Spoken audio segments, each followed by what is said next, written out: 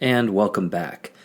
So, today's podcast I wanted to dedicate to something that's very personal to me, and I think it ties in quite strongly with what's going on in the world today, especially in America and Europe, and that's the question of identity.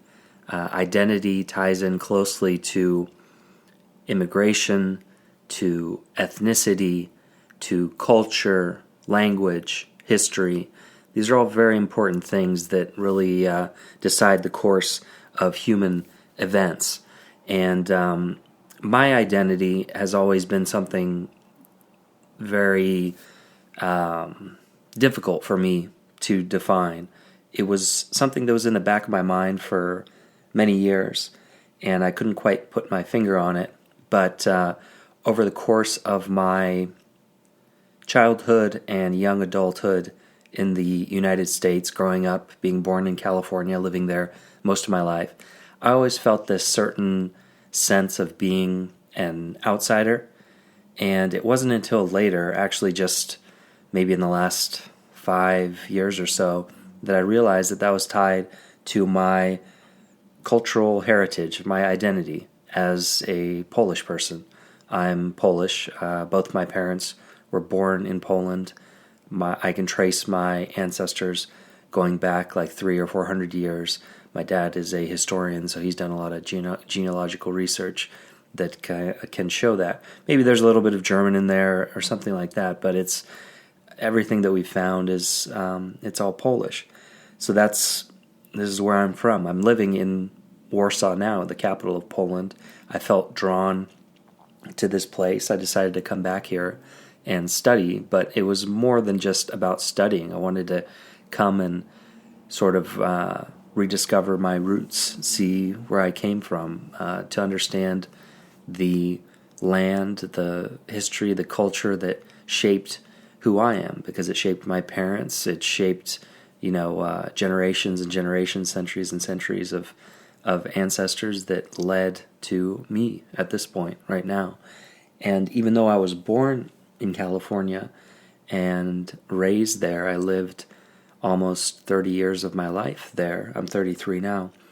I can't say that I'm an American. I mean, it's a strange thing, and it's something that I always thought that I was. I always thought that, well, I'm American with Polish roots, or I'm Polish American, but I never really liked these hyphenated things. I think it's kind of maybe it's kind of like an ego preservation mechanism, or just a way of us trying to associate ourselves with things that we like and we think are valuable. And of course, I treasure my upbringing in America. I think I am immensely blessed to have a decidedly American mentality, an American mindset, if you will. I see things differently than Polish people do. I'm certainly more of an optimist and more of a go-getter and a doer than a lot of other Polish people. I'm not going to say, than most, but maybe. And that's just a product of where I was born and the culture I was exposed to, the traditions of America, of personal freedom, of perseverance, of all these things, especially given the fact that America was in a very unique geographical and historical position, where it was settled by people from England. I won't even say immigrants, because these were settlers. They didn't come into a culture that was already established. They set something up new from the start. And that's another thing that gets this whole immigration discussion mixed up when people say that, oh, America is a nation of immigrants. But that's not true at all. Of course, many American immigrants have come to America over time, but America was never a majority immigrant. It was always the native population that was the majority. Immigrants, I think, make up about 14% of the population currently, which is very high in historical terms, but it's hard to say that America is a nation of immigrants, especially when you go back to the mid-1960s, when America was close to 90% white European descent and about 10% black, and almost a negligible number of other ethnicities, other races. All of the diversity and multiculturalism and all this stuff that's very trendy and popular in academic discourse, especially in pop culture these days, that started in the mid-1960s with the Immigration Act that was sponsored by Ted Kennedy, which changed the demographics of the United States dramatically. It changed the countries of origin from which immigrants were brought in. It increased the total numbers. Now we have over a million people coming into the United States every year legally, and hundreds of thousands more illegally. We don't know exactly how many, but this has dramatically changed the United States. The United States is now around 70% white/European descent, and 13 or 15% black, and then the rest are Asian, Latino, and other groups. And this has had a huge effect on America. It's changed the country, I don't think, for the better. It's made it very different. It's made the cuisine more varied and dynamic, but that's not something that you change your whole country for, to have access to better food.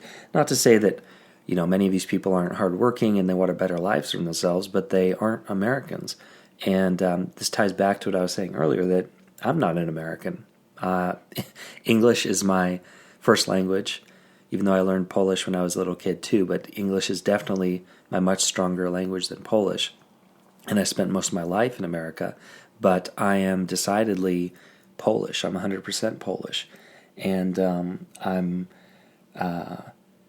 I'm proud of my heritage. And I think that's something that is taken for granted when people say that, oh, well, America is a nation of immigrants, because it really does an injustice and it insults the native American population. No, I'm not talking about Indians. I mean, that's a whole nother issue there. They most certainly are as American as it gets. But I'm talking about people whose ancestors are go back generations. Maybe they came on the original Mayflower, or they came in the early 1800s or the late 1800s or whenever it was. But people have been here for a long time, descended from the English, the Scottish, the Irish. These are the people who are the original Americans. And of course, others came over time from other places, and they intermarried, and over the generations, they most certainly assimilated, and they can be called Americans too.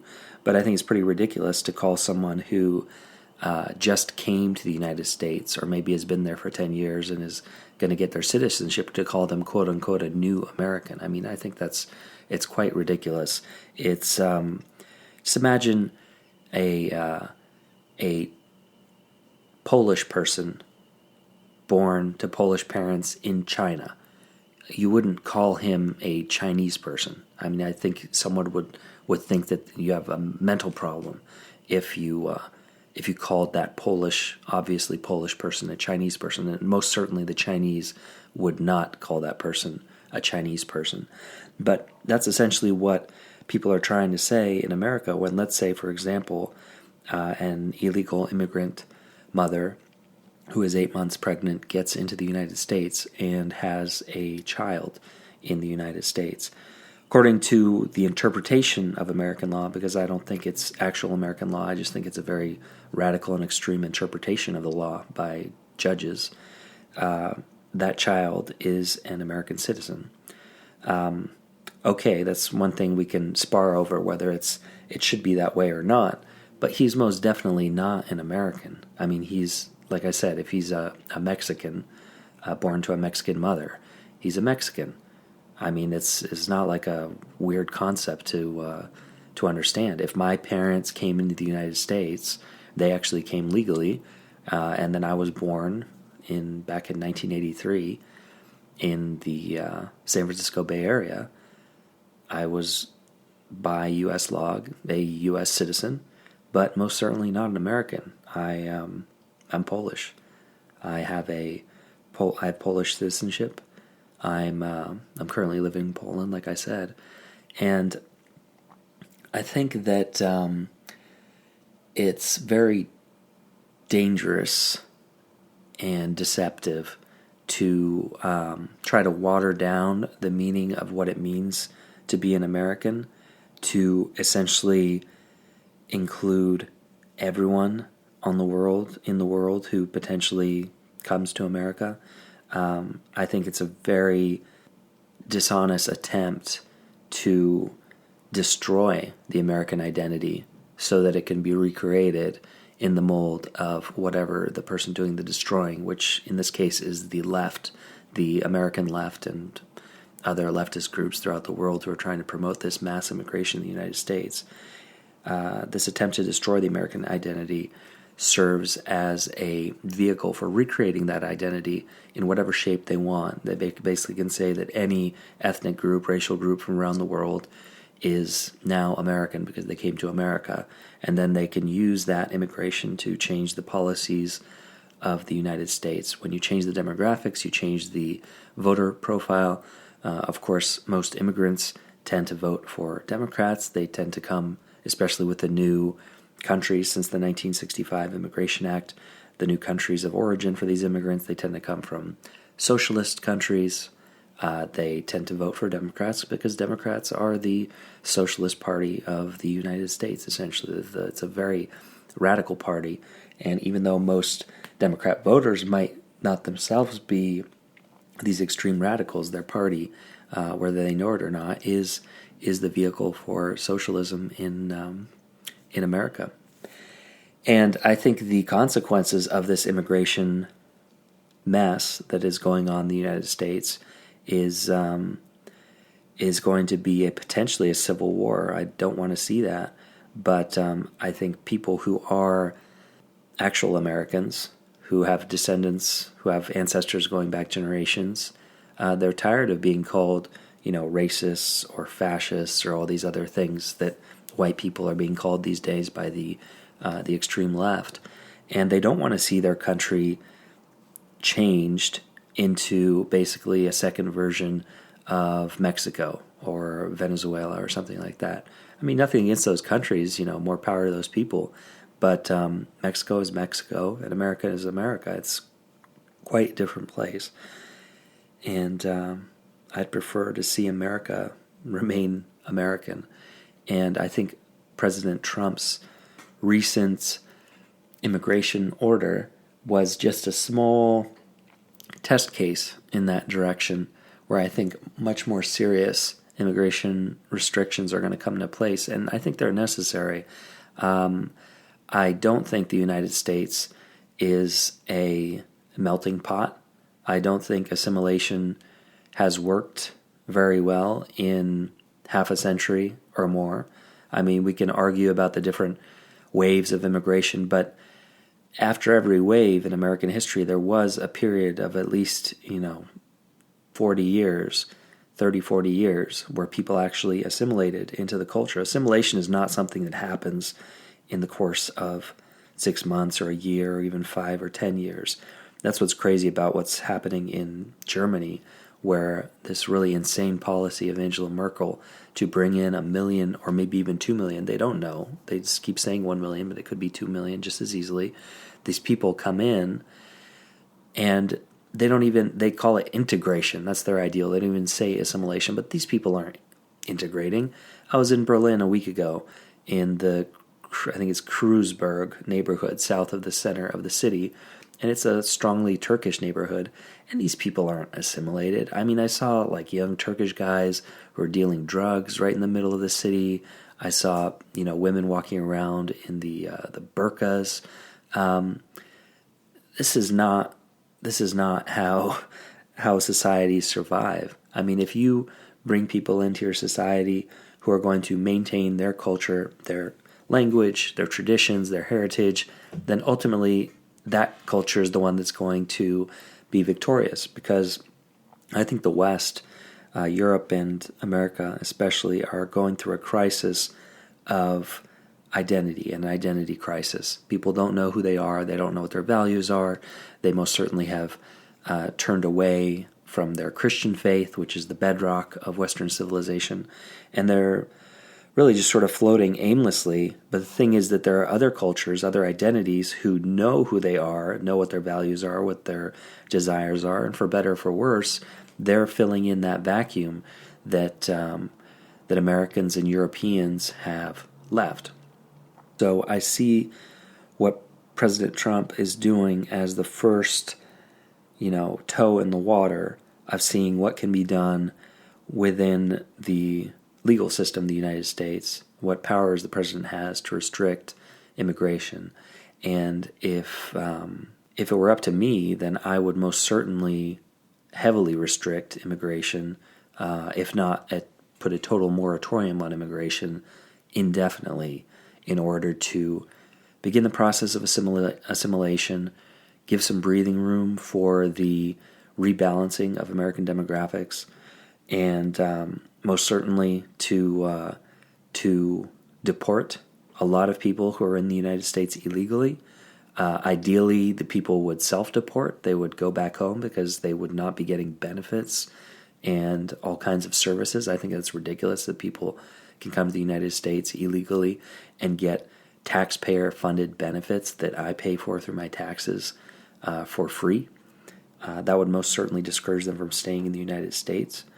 And I think the demographics need to change in the United States. They need to go back to the pre-1965 Immigration Act direction. And, people can complain about it and whine about it and say, oh, well, that's racist or something like that. But that's ridiculous. Every country has a right to its own identity, to decide who comes into the country, who becomes a part of that society. And it's not up to the immigrants who want to come here, whether they come here or not. And I think every country has a right to its identity. And if you don't assert your identity, then your identity is going to be destroyed and replaced. And that is what has been happening for half a century, at least in the United States, where the identity of the American population has been denigrated, assaulted, attacked. You can see this all the time. This is basically like the battering ram of political correctness is used to destroy the identity of Americans, of white, European-descended Americans. And I think people are tired of it. I think it's a large reason why Trump won, because he is unabashedly pro-American. It's kind of shocking that it's like you have to, you expect the President of the United States to be pro-American, but quite frankly, I think Barack Obama was one of the most anti-American politicians, perhaps the most anti-American politician in U.S. history, and he did immense damage to the United States, and President Trump is trying to wind that back. And like I said, my skin in this fight is that I still have U.S. citizenship. I'm very proud of the United States and what it provided me with, the mindset, the education, the just worldview, and I think that needs to be defended. So I'm not going to be advocating for more people to come to the United States and immigrate to the United States. I mean, that'd be selfish of me. I want the American population to do the best that it possibly can to serve as an example for the rest of the world. And ideally, I want people to do the best they can do in their countries, their own countries. Like I said, I'm here in Poland. This is where I'm from. I'm Polish. It's not a perfect place in the world. It's actually geographically, it's one of the worst places in the world, historically being between Russia and Germany here in Eastern Europe. But this is home for me. As long as my family's back, I have some family in California, then I have a reason to go and see them. I'll be going there actually pretty soon in the near future. But Poland is where I'm making my mark and doing what I can to do to make the country better. Using, of course, America as an example. So I plan to be a fierce advocate for America as long as I live, probably. But I'm not going to selfishly try to squeeze benefits or comfortable lifestyle or like all these things out of America like so many millions of other really selfish people around the world have done. I mean, I understand people want a better life for themselves, but to come and to get that better life and then to reciprocate by basically spitting on the history and culture of that country, not learning the language, celebrating your own country's holidays, flying your own country's flag around on your holidays. I think that's disgusting and insulting. And I think Americans have been very too patient with the assault on their national identity. And I think finally there's going to be some pushback about that, and there's going to be a lot of screaming and name calling. But I think the name calling is really, it's losing its bite. I mean, how many times can you call someone a racist and a fascist and, a xenophobe and all this stuff when it's obviously untrue? People love their countries. They want what's best for their countries. And when people come in from around the world and they abuse that hospitality, then they just have to go. I mean, they just have to go. And if it was up to me, actually, a lot of these communist protesters would go right along with them. I don't think that's possible within the framework of the U.S. legal system. But hey, at least we can work within the law. And if need be, I think that might be the next step for Trump, is to go beyond the judicial system, because these judges are just as bad, if not worse, than these black bloc terrorists who destroy things, like at Berkeley or the inauguration. These judges, like in the Ninth Circuit and this Robart judge in Washington, they're not even ruling. They're not, deciding based on the law. They're expressing their own personal opinions. And everybody has a right to disagree with the president or whoever else. But judges are not elected. They aren't the ones who are, under the Constitution, supposed to rule and set the foreign policy and domestic policy of the United States. But that's essentially what they're doing. And Trump so far has shown supreme patience in the face of that. But we may be coming to, an Andrew Jackson type moment of, I forget the exact quote, but it was, he made his ruling, now let him enforce it. The judges have put on their black robes, but they're really no different than politicians or, like I said, these black bloc protesters on the streets, except that the judges do a lot more damage than smashed up windows, because they let potentially terrorists, criminals, all kinds of people into the country who should not be here. And that's not acceptable. This Robart guy's reasoning for rejecting Trump's immigration order was that, none of these people from these 7 countries that were in the ban have been implicated in any terrorist activity since 9/11. But that's BS. There's something like 70 or more of them have been just in terrorism.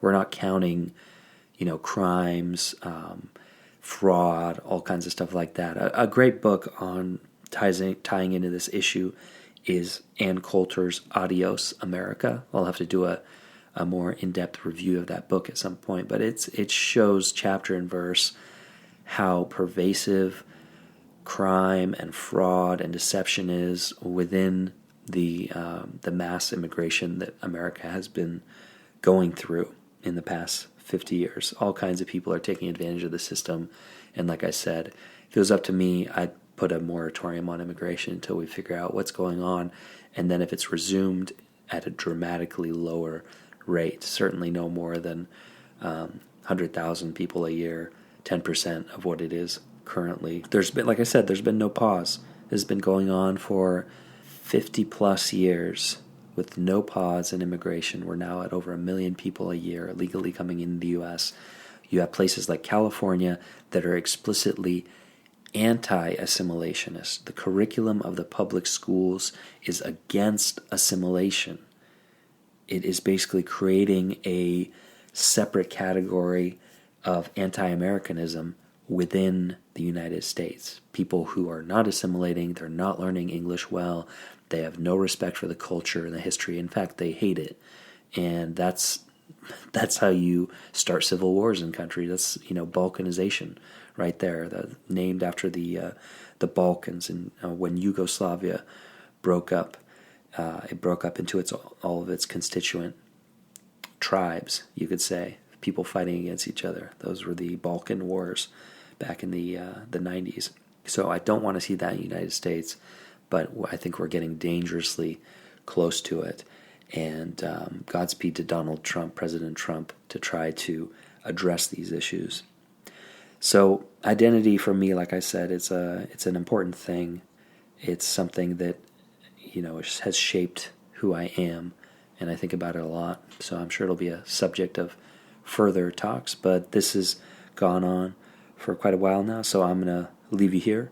Check me out, Nick Shikarsky, researchteacher.com, and leave a comment under the post. I'd love to hear what you think, and you can also email me, nick@researchteacher.com. Talk to you later.